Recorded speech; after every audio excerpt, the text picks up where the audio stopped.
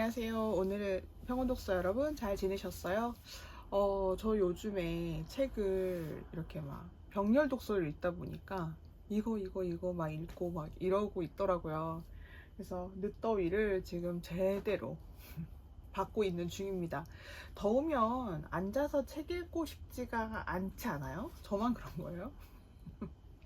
더우면 시원한 에어컨 밑에 있어야 되는데 사실은 몸은 가을이라고 생각하는 것 같아서 슬슬 다시 또 미니멀 라이프에 그 꿈이 도졌기 때문인데요. 그래서 집안 살림을 열심히 하려고 하는데 열심히 안 되는 지금 그런 실정입니다. 책도 열심히 읽고 싶은데 이제 여기 읽다 저기 읽다 이렇게 왔다 갔다 하는 것 같고요. 뭐 저는 이거를 책태기라고 부르고 싶진 않은데 책태기일까라는 생각도 잠깐 해봤거든요. 여러 가지 준비를 하고 있는 게 많아서 그 준비하고 있는 게 조금 시간이 걸리는 것 같아요. 지금도 이제 점심 먹으러 집에 와서 지금 보글보글 된장찌개를 끓이고 있거든요. 끓이고 있는 동안에 이제 저는 이제 이 영상을 찍고 있습니다. 제가 요번에 읽은 책은요, 문학 동네 북클럽에서 선정한 책인데요. 사랑과 결함이라는 책이에요. 이 사랑과 결함이라는 책은 사실은 굉장히 빨리 읽게 되더라고요. 그래서 너무 빨리 읽어서 내용이 뭐였지? 라고 생각할 정도로 단편이 10편이 묶여 있어요. 그래서 단편들 하나하나 내용이 있는데 좀 끔찍하리만큼 사실적인 묘사가 굉장히 돋보였던 소설이었던 것 같습니다.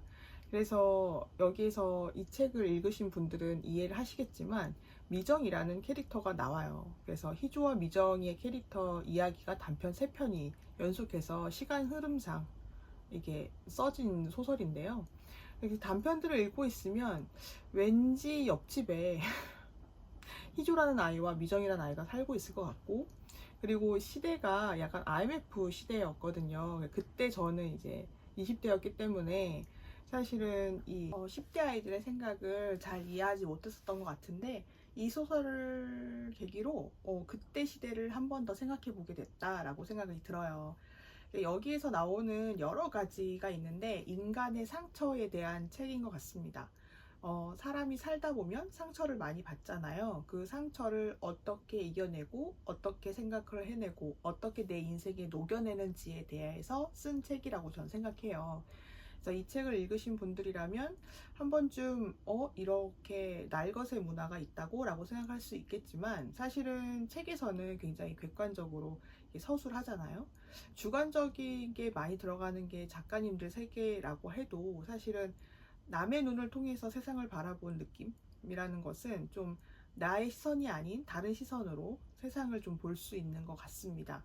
그래서 그렇게 남의 시선을 통해서 세상을 바라보니 굉장히 시니컬하고 날것의 느낌이 많이 들었던 것 같아요. 10대 아이들의 이야기가 많이 나오는데요. 10대 아이들의 이야기가 어떻게 어, 사고를 가지고 어떻게 대화하는지에 대해서 정말 소스라치게 놀랄 정도로 예민한 감각으로 쓰신 책이에요. 그래서 이 영화 괴물이라는 영화가 생각나기도 했는데요. 괴물이란 영화 혹시 아세요? 그것도 좀 잔인한 인간상의 모습이죠. 왜냐하면 나의 비밀을 숨기고 싶어서 내가 했던 변명의 말들이 누군가한테는 큰 화살이 돼서 돌아가고 그건 난 의도치 않았고 그 아이가 한 행동이 과연 나쁜 행동일까라고 생각을 해봤을 때 또 그렇지도 않거든요. 그래서 내가 한 행동이 잘잘못을 따지고 잘잘못을 알기 전에 일어나는 어떤 세계의 이야기가 있는 것 같아요. 세상이 돌아가는 어떤 뭐 자극이 된다랄까? 어떤 어, 세상에서는 이렇게 우리가 예상하지 못했던 일들이 무수히 많이 일어나고 있는 것 같아요. 그래서 여기 주인공 이야기를 하자면 주인공이라고 할 게 없고 희조와 미정의 이야기를 좀 해주자면 희조는 아주 예민한 감각의 아이였고 좀 다크한 우울한 면이 있어요. 자기가 하고 싶은 걸 끝내 하고야 마는 성격을 가지고 있고요. 그러다가 어느 날 놀고 있는데 갑자기 퍽 하고 떨어지는 소리가 나서 가보니 친구의 아버지가 자살을 했던 겁니다. 그 사실을 목격했어요. 그 사실을 목격했지만 희조는 어떤 누구에게도 그 목격에 대한 위로를 받지 못해요. 그리고 그걸 해석하지 못하고 다들 덮어두려고 합니다. 어른들은 그런 거 말하는 거 아니야, 그런 거 이야기하는 거 아니야, 이렇게 취급을 하지만 제 나름대로 책을 읽으면서는 희조가 굉장히 큰 트라우마를 가졌던 듯해요. 그래서 이야기를 하지 않으면 못 견디는 그런 느낌이었을 거예요. 그래서 아이들은 자기가 가진 충격이 너무 크면 그 충격을 해소하기 위해서 많이 말을 하거든요. 어른들은 그거를 감추려고 급급하지만 마치 그 안에 있는 아이에 대한 어떤 감정이나 이런 거를 풀어내지 못하는 것 같아요. 다 바쁘고 그렇다 보니 그러겠죠. 그러다 보니 이제 미정과 희조의 사이가 어긋나기 시작합니다. 그 어긋나서 점점점 사춘기가 되고 다른 단편에서는 성인이 돼서도 만나요. 그러면서 이제 미정이한테 나중에 너는 나한테 왜 그랬어? 라고 희조가 얘기를 하지만 미정인 대수롭지 않게 반응을 합니다. 뭐 내가? 이런 느낌이에요. 그래서 단편 3편이 이렇게 간략하게 요약될 수 있을지 모르겠지만 대부분 이런 느낌입니다. 해결할 수 없고 해결하지 않은 어떤 얻을 수 없는 답을 구하는 느낌이랄까요? 그러다가 제가 좋아하는 건 분재라는 단편이었는데요. 분재라는 단편에는 차연이라는 주인공이 나오거든요. 차연의 주인공은 이제 나이가 든 어, 할머니고요. 그 다음에 그 손녀 이야기가 나옵니다. 손녀의 시각에서 할머니를 보는 게 나오고 할머니의 입장에서 사건을 풀어나갑니다. 그래서 어떤 사건이 벌어지게 되는데 그 사건 후에서부터 교차 편집이 돼요. 그래서 어떤 사건이 일어나고 그 사건을 이렇게 조사하는 딸과 손녀와 이제 사건이 일어나기 전 이렇게 해서 여기서 만나거든요. 그러면서 이제 저도 많은 생각을 하게 하고 할머니 생각도 하게 하고 그리고 그 어른의 고집이 된다는 게 어떤 건지 좀 어렴풋하게 알 수 있는 대목들이 있었습니다. 에어컨을 켜지 않아. 더워도 나는 괜찮아. 이렇게 이야기하셨거든요. 그리고 이제 서서히 오늘 밤에는 내가 밥을 지어야지 이러고 이제 서서히 눈을 감으시는데 그게 곧 죽음을 맞이하게 됩니다.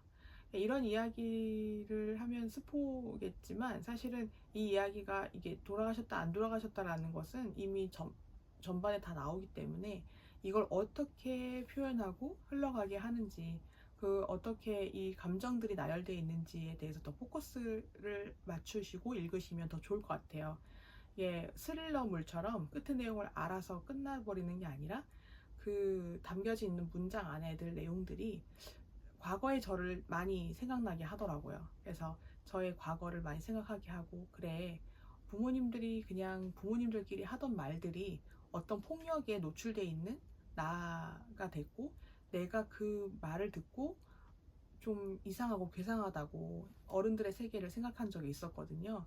그렇게 사뭇 자연스럽게 세상의 폭력성에 노출되는 아이들의 심정을 저는 알 수가 있었어요. 그래서 저도 이제 가끔씩 무서울 때가 있거든요. 가끔씩 어릴 때 어른들이 이렇게 겁을 많이 줬던 세대라 이제 어릴 때 이제 횡단보도를 건너가는데 차가 멈추질 않잖아요. 옛날에는 그랬거든요. 지금은 차가 다 멈춰야 되지만 옛날에는 차가 우선이었던 시대였기 때문에 막 소리를 지르는 거야. 얘가 미쳤나? 뭐, 너 똑바로 정신 안 차리고 사냐? 막 이렇게. 그러니까 아이들을 좀 겁주는 시대의 문화가 많았기 때문에 그런 폭력에 좀 노출이 됐었던 것 같아요. 그래서 지금도 이제 남자 어른이나 이제 꽉 막힌 어른들을 보면 이제 딱 경직이 되고 말거든요. 지금 제가 그 나이인데도 그렇고, 그런데도 이렇게 경직이 되는 게 있어요.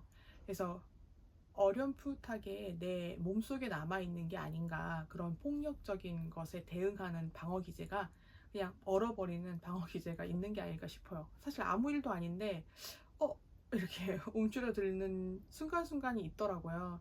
그래서 이 소설을 읽으면서 이 결함에 대해서 좀 많이 알게 되었고, 사랑이라고 불려서 결함을 만들 수도 있겠구나, 관심이 이렇게 왜곡될 수도 있겠구나 라는 생각을 많이 하게 되었습니다. 10편의 단편 중 어떤 단편이 가장 마음에 드셨는지 궁금하고요. 저는 단편, 이게 문학동네 북클럽 자체가 단편집을 되게 많이 선정하시는 것 같아요. 긴 호흡으로 읽는 게 아니라 짧은 호흡으로 읽을 수 있기 때문에 그렇게 생각이 드는데 이번 기회에 단편을 좀 많이 읽었던 것 같습니다. 그래서 참 제 과거를 좀 다시 생각을 해보게 하는 제 어린 시절의 그 폭력에 노출되어 있던 그 순간순간이 좀 많이 생각이 났거든요. 그래서 좀 해소를 해야겠다. 그래서 사람들을 좀 더 열린 마음으로 볼 수 있는 자세를 좀 더 가지고 싶다라는 열망을 가지게 됐습니다. 그래서 여러 가지 또 교육 프로그램들이 있어서 그런 프로그램에 좀 가입을 하려고 하는데요. 제가 토요일 날 일을 해서 토요일 날 대부분 강연들이 많더라고요. 그래서 이번에도 신청을 하나 해봤는데 어떻게 될진 잘 모르겠습니다. 저는 토요일 날 일을 하는 서비스직을 일을 하기 때문에 토요일, 일요일 날 일을 하거든요. 그런데 이제 대부분 그런 강연들이나 그런 것들은 이제 토요일, 일요일 날 많이 하시더라고요. 그래서 이제까지 참여를 많이 못했는데 이번에는 좀 문을 좀 닫고서라도 좀 참여할 의사가 생겨서 지금은 좀 그걸 기다리고 있는 상황입니다. 그리고 이 책에 대해서 좀 생각을 해서 이런 행동의 변화까지 나타나게 됐는데요. 그러니까 여러분은 책을 읽고 행동의 변화가 있으신 적이 있으신가요? 그러니까 저는 책에서 많이 행동의 변화로 많이 이끄는 편이에요. 돈의 심리학을 읽고 이제 집에 있는 걸 좀 경제적인 부분을 좀 다시 생각해 보게 됐고, 뭐 이런 식으로 나를 좀 돌아보게 되는 거 있는 것 같아요. 그래서 여러분도 그렇게 행동을 하시는 편인지 궁금합니다. 그럼 여러분도 간단하지만 단편 소설 하나 읽으시고 과거의 나와 함께 만나는 그런 시간을 가지셨으면 좋겠습니다. 그러면 오늘도 평온 독서하세요.